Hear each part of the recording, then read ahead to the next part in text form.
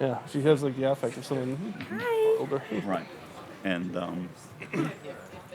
if you get to know the parents, just like that. Really? Jessica is just like her mom. Welcome back to the interview area. We are here with 2014 U.S. Women's Open champion Michelle Wie. Michelle, obviously some news last week. Oh, Sorry. Just so everyone knows. it's all right. You said you hadn't done one in a while. I know, I haven't done one in a while. Some news last week regarding your playing future. Do you want to just talk about that decision a little bit? Yeah, it was kind of, bittersweet always to announce that, but it's something that I've been thinking about for a while. And, just to be back here, where I kind of won the U.S. Open, obviously not the same golf course, but the same area. It just feels so amazing to kind of come back and see all the fans and see all the players. And it's been an amazing journey, and I'm very excited for what happens next. Yeah, so on that, being just a few minutes from your win, have you been to this area much since then, and what sort of memories come back when you are in this area? I haven't. It was my first time. I walked in Pinehurst Village this morning to get coffee. Funny enough, I don't remember anything about the week. I don't remember. It just looked like I had walked for the first time. I didn't recognize it at all. I think I drove by Pinehurst number 2. I'm like, oh, that's a cool golf course. And they're like, oh, that's Pinehurst number 2. I'm like, oh, I don't remember that at all. I think I just, just blacked out that week, but it's amazing to be back in the area. There's so much history here, especially this golf course. There's a lot of history with, the LPGA and, just prestigious past winners. So it's amazing to be back here. I'm just so excited to see you all, and it's definitely going to be a while since the next time I see everyone. So I'm just soaking it in. You've already said your intent to play next year at Pebble Beach. Talk a little bit about what the U.S. Open specifically means to you. Oh, it means everything to me. It was the one tournament that I wanted to win ever since I started playing golf. If I hadn't won the 2014 U.S. Open, I definitely wouldn't, retire, and I would still be out here playing and chasing that win. So, that win means everything to me. Beth Ann? So how do you, I know the competitor in you will want to come out and obviously do your best, but how do you kind of compartmentalize all that and soak it all in at the same time? Yeah, I'm definitely managing expectations right now. I definitely haven't had the practice schedule that I usually do leading up to US Open. This week I'm just soaking it all in.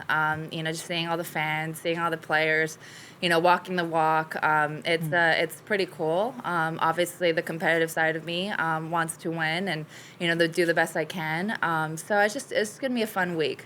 We're going to go to Andrew on the left. Michelle, what if anything, will you miss about playing regularly? The competitive side of it for sure. I miss the players and the camaraderie out here. But, I've kept in touch. I think, still being on the board and still being so involved in the industry and the tour, it's really helped me to, really keep in touch with a lot of people. So yeah, it's nice to see everyone in the flesh. I mean, I feel like the last 2 years, everything was done over Zoom and over computer screens. So it's really nice to see, everyone in person. And just to clarify, how many tournaments will you play? Just for this year. And next year, is it still open? Just the Open, yes. Okay. We're gonna go that's the plans for right now, but Okay. I've changed my mind before. We're going to go Steve and then Shane on your right. Hey, Michelle, it's very difficult when you're in the middle of something to have perspective on it. Now that you've made the decision to walk away, can you give us an assessment of your career? First off, I want to say I have zero regrets in my career. There's always that inkling of wishing I had done more. But I feel like, no matter what, no one's ever going to be 100% satisfied.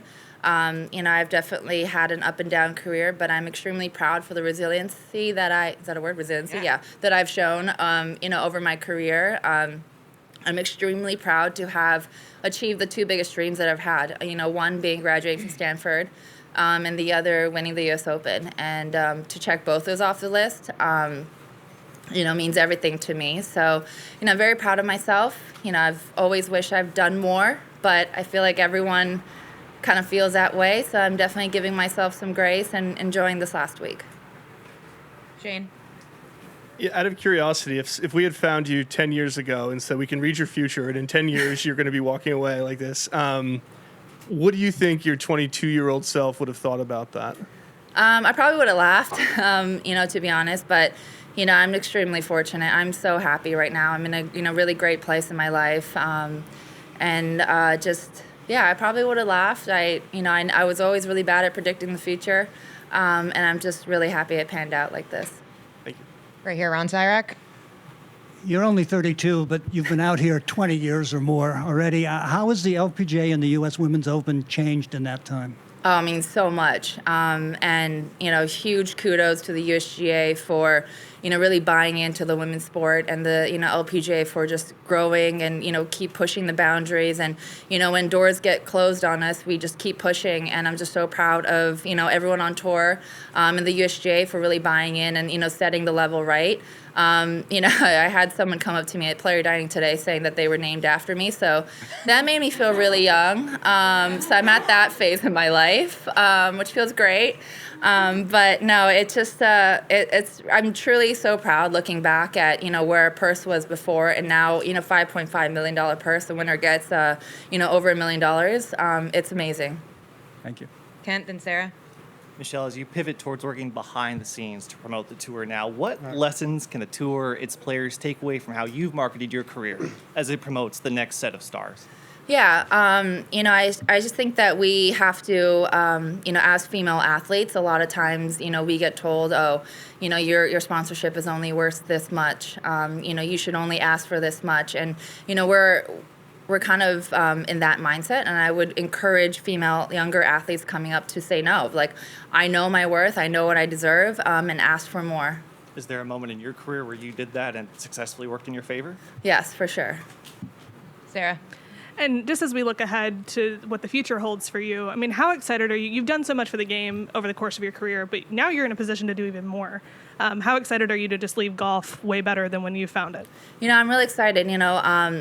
LA Golf, a company that I'm invested in and on the board of, we just announced that we're, pledging to go forward with a new women's initiative where we want to kind of change the sponsorship landscape. And like I said, just show that, female athletes deserve better. We're coming out with a full, healthcare benefits plan, paid maternity leave, paid mental health days, and, travel, just making everything more seamless. So I just know, as a female athlete, travel is not as glamorous as what people think. We're lugging our bags on and off carousels every week. Bags are getting lost, and we just want to create a more seamless experience for female athletes, and, just kind of, show them what they're really worth and respect that. Beth Ann. I just had a follow up on that. From a practical standpoint, who will that impact from the LA Golf? Like, how many players are we talking about? We haven't really picked out the nitty gritty.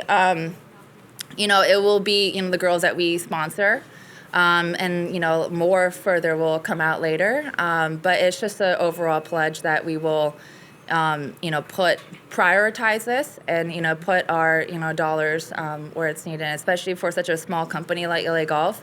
That just really proves that we're really prioritizing the women. Right here on your left. You talked about winning at Pinehurst #2. Obviously, there's a lot of similarities here beyond just geography. So how could you compare and contrast the two courses? I haven't played a practice round yet. I'll let you know afterwards. But it just from looking, I was studying the flyovers this weekend, and looking at the flyovers, they look very similar. I'm very excited. I love North Carolina golf. I just wish it was, 10 degrees cooler and less humid. But, I'm just so excited. It's just there's so much history around this place. And just to be walking here and playing, it's a huge honor. We're going to go to Amelia.